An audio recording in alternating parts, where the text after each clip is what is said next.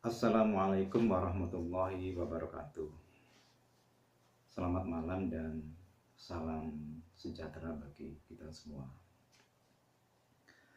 Perkenalkan, nama saya Didik Kartono, mahasiswa dari Universitas PGRI Argopuro Jember,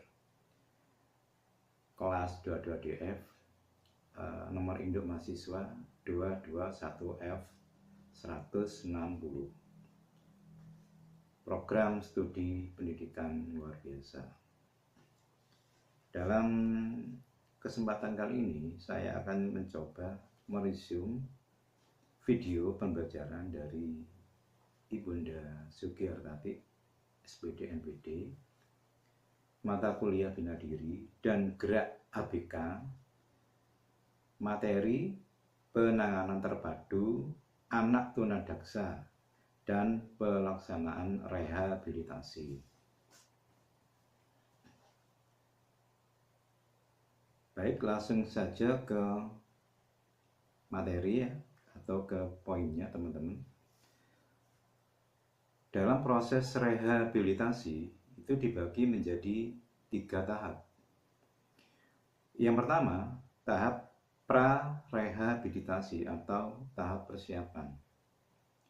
Yang kedua, tahap pelaksanaan rehabilitasi. Dan yang ketiga, tahap evaluasi dan tindak lanjut. Dalam tahap pra-rehabilitasi ada 5 tahap yang harus dilakukan atau yang biasa dilakukan. Yang pertama adalah pengumpulan data. Yang kedua, menelaah data atau meneliti data. Yang ketiga, mengungkapkan masalah. Jadi yang pertama mengumpulkan data dulu, data-data yang kita peroleh dari anak-anak BK yang akan kita rehabilitasi. Setelah data terkumpul, baru kita teliti data-data tersebut. Barulah dari data-data yang telah kita teliti, kita bisa mengungkapkan masalah apa yang tengah dihadapi anak ABK tersebut. Dan yang keempat adalah penyusunan program rehabilitasi. Setelah kita tahu masalahnya, baru disusun program rehabilitasi untuk menangani atau membantu anak ABK tersebut. Dan yang kelima, tahap pra-rehabilitasi, yaitu konferensi kasus. Dalam tahap pelaksanaan rehabilitasi dibagi menjadi 2, secara umum atau global, dan yang kedua secara khusus. Dalam tahap pelaksanaan secara umum atau global berlaku bagi semua penyandang disabilitas, baik itu disabilitas netra, disabilitas tuli, disabilitas daksa, grahita, dan lain-lain. Contoh pengobatan secara umum. Yang kedua, layanan rehabilitasi secara keagamaan menurut keyakinan masing-masing. Contoh yang ketiga, rehabilitasi di bidang budi pekerti. Contoh keempat, pencegahan penyakit menular, dan lain sebagainya. Kemudian bentuk layanan rehabilitasi secara khusus ini ditujukan untuk anak disabilitas yang sesuai dengan kebutuhannya.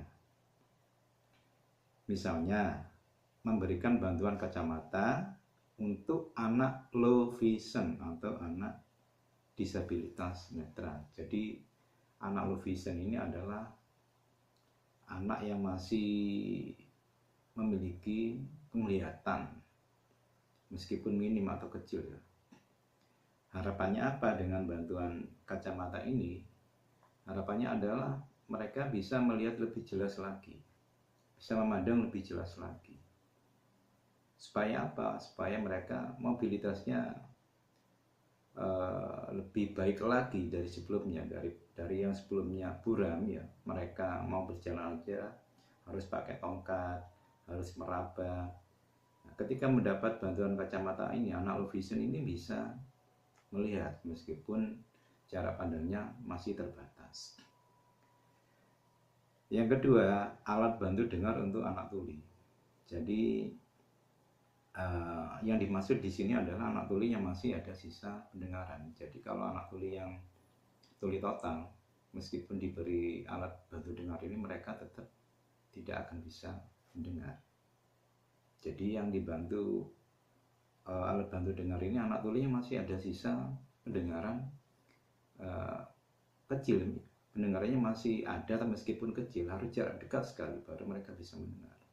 Supaya apa? Supaya dengan alat bantu dengar ini mereka bisa mendengar lebih jelas lagi gitu.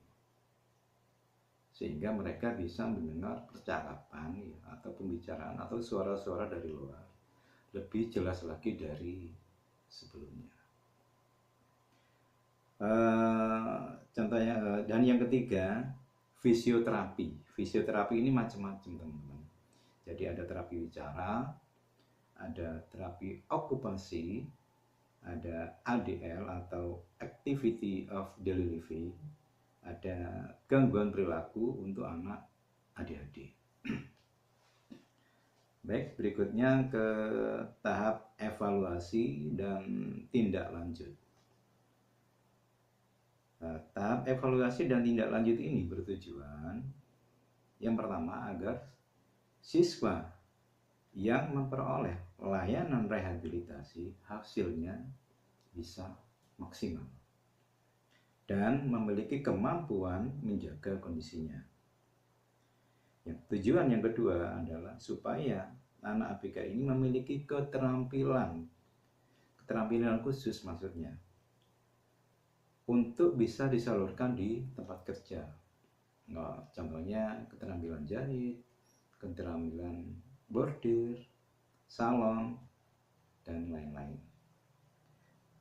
Tujuan berikutnya adalah agar siswa jika kembali ke keluarganya, mereka itu bisa produktif dan bisa menghasilkan sebuah karya ya, yang mereka bisa, dengan karya itu mereka bisa jual. Supaya apa? Supaya mereka itu bisa bertahan hidup dan tidak menggantungkan hidupnya pada keluarganya. Artinya mereka bisa mandiri ya, ketika mereka kembali ke keluarganya mereka bisa mandiri, bisa atau mampu mencukupi menghidupi dirinya sendiri. Begitu tuh teman-teman sekalian. Baik, ke pokok pembahasan berikutnya adalah pelaksanaan rehabilitasi.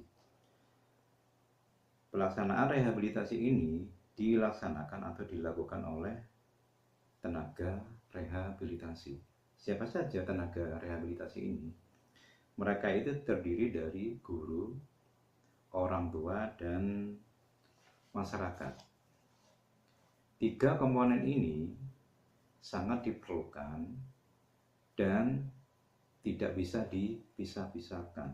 Mereka ini menjadi satu kesatuan yang utuh, menjadi satu sistem. Kalau diumpamakan itu seperti kalau kita makan itu ada piring, sendok, dan garpu. Jadi misalkan kita makan nggak ada sendoknya kan nggak enak. Hanya sendok nggak ada garpunya juga kurang pas. Apalagi tidak ada piringnya, jadi kurang klop.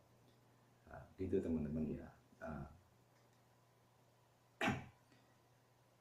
Kegiatan ini bisa dilakukan oleh berbagai pihak dan tempat, baik secara medis atau non medis, disesuaikan kebutuhan masalahnya. Contohnya, atau kalau kita lihat dari segi aspek ya, aspek medis ya, itu biasanya dilakukan oleh dokter dan para medis. Kalau dilihat dari aspek psikologis biasanya dilakukan oleh psikolog. Aspek pendidikan biasanya dilakukan oleh akademisi ya, seperti kita ini ya teman-teman, oleh guru, dosen, dan mahasiswa ya. Baik, pokok pembahasan berikutnya adalah tenaga rehabilitasi. tenaga rehabilitasi ini ada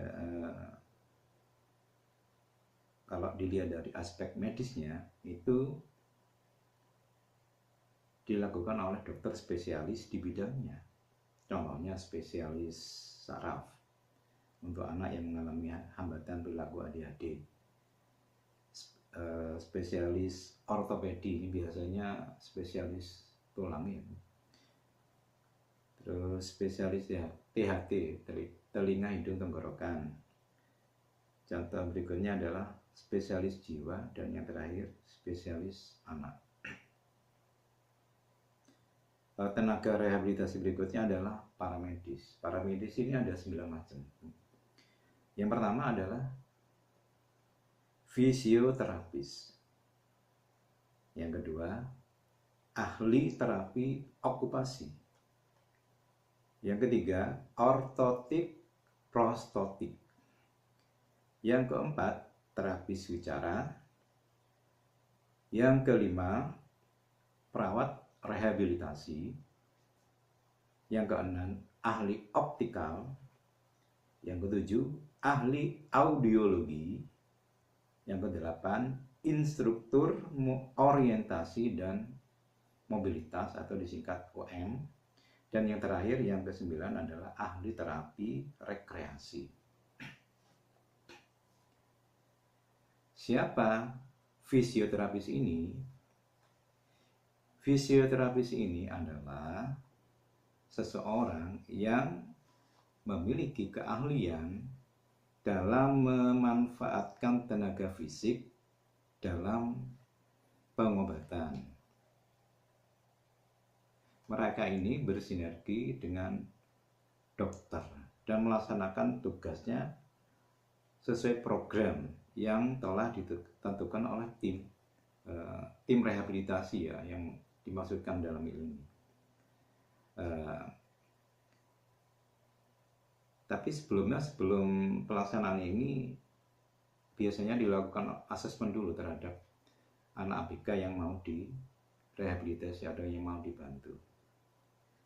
Target utamanya adalah melatih mobilisasi. Baik, yang kedua, ahli terapi okupasi. Ahli terapi okupasi ini dilaksanakan oleh ahlinya, ahli dalam mengadakan evaluasi gangguan fungsi tangan. Dengan cara apa? Dengan cara memberikan latihan-latihan yang disesuaikan dari hasil asesmen. Setelah itu disusunlah program ya yang telah ditentukan oleh tim rehabilitasi. Targetnya adalah target utamanya untuk melatih keterampilan. Baik, yang ketiga, ortotik dan prostotik.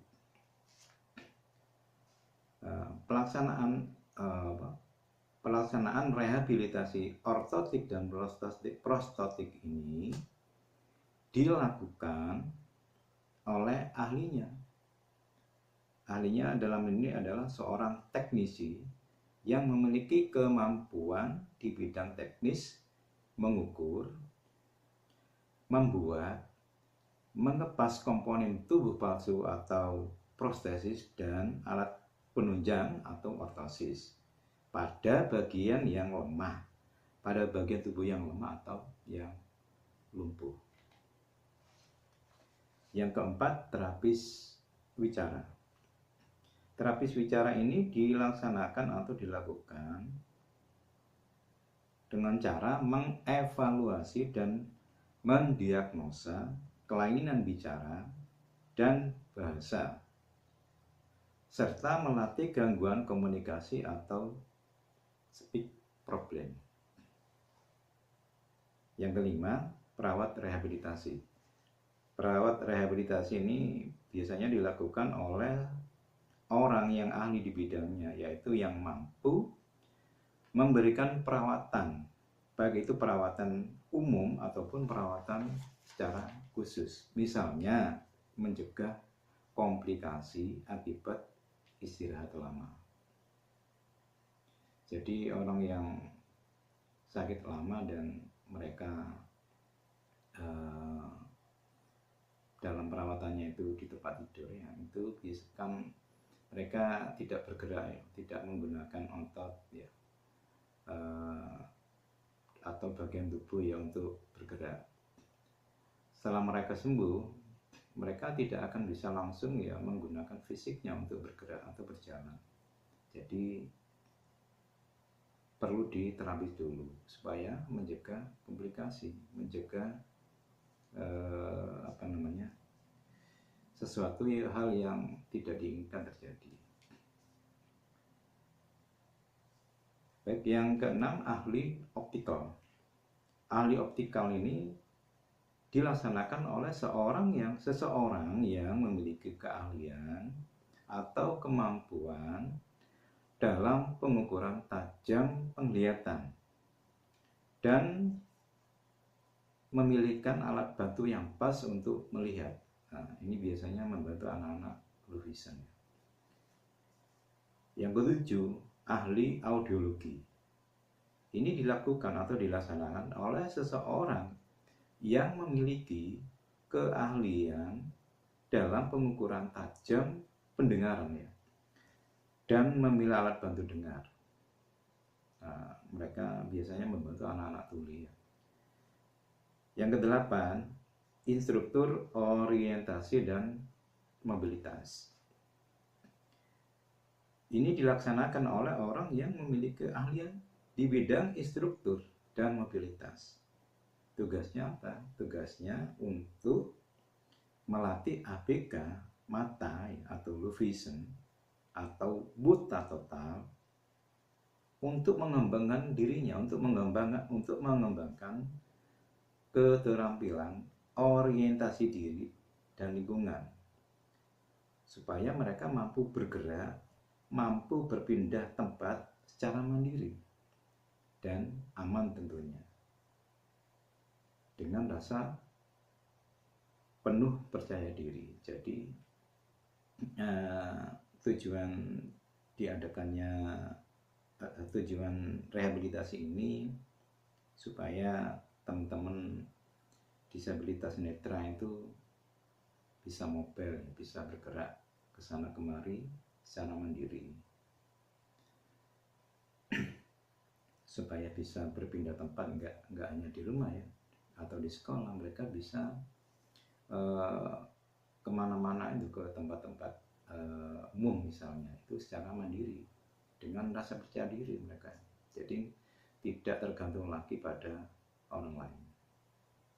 Biasanya mereka ini menggunakan tongkat ya sebagai alat bantu. Baik, yang terakhir, ahli terapi rekreasi. Siapa ahli terapi rekreasi ini? Ahli terapi rekreasi adalah seseorang yang ahli atau yang tugasnya menyusun rencana dan program serta memimpin aktivitas rekreasi untuk penyandang disabilitas. Jadi anak-anak ABK itu juga perlu rekreasi ya, agar mereka pikirannya fresh ya, agar nggak stres ya di belajar di kelas terus gitu ya. Supaya apa? Mereka bertambah wawasannya. Ketika mereka diajak rekreasi, misalnya ke kebun binatang, mereka diajarkan macam-macam binatang dan nama-namanya. Atau rekreasi misalnya ke peternakan ya, peternakan bebek atau ayam ya, mereka diperkenalkan nama-nama hewan seperti ayam dan bebek, serta bagaimana cara merawat ternak tersebut dari segi memberi pakan ternak ya, membersihkan kandangnya, memberikan pengobatan ketika ternak itu sakit. Atau bisa juga rekreasi ke perkebunan atau ke persawahan ya. Mereka bisa melihat langsung petani-petani bercocok tanam. Petani itu menanam tumbuh-tumbuhan ya, misalkan menanam padi ya. Jadi mereka bertambah wawasan, oh padi itu seperti ini bentuknya, oh caranya seperti ini gitu. Harapannya di samping mereka fresh ya, bisa bermain-main, bisa melihat Pak Tani itu, mereka juga apa ya, senang gitu loh, tidak terkungkung di kelas terus, tidak ketemu pelajaran terus gitu loh. Artinya mereka disenangkan lah, dihibur lah gitu loh. Jadi bukan hanya orang normal seperti kita ini yang butuh rekreasi. Anak ABK pun sama dengan kita. Mereka perlu disenangkan, mereka perlu dibahagiakan. Gitu. Baik, apa ya? Artinya setiap manusia itu perlu apa ya? Perlu merefresh dirinya, perlu menyenangkan dirinya dengan cara rekreasi ini, dengan memanfaatkan waktu luang atau quality time. Jadi terapi ini didasari konsep bahwa seseorang harus mampu atau mempunyai keterampilan memanfaatkan waktu luang untuk membahagiakan dirinya dan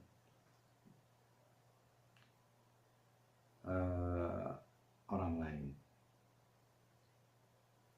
Baik, teman-teman, mungkin itu saja yang bisa saya sampaikan dalam materi ini.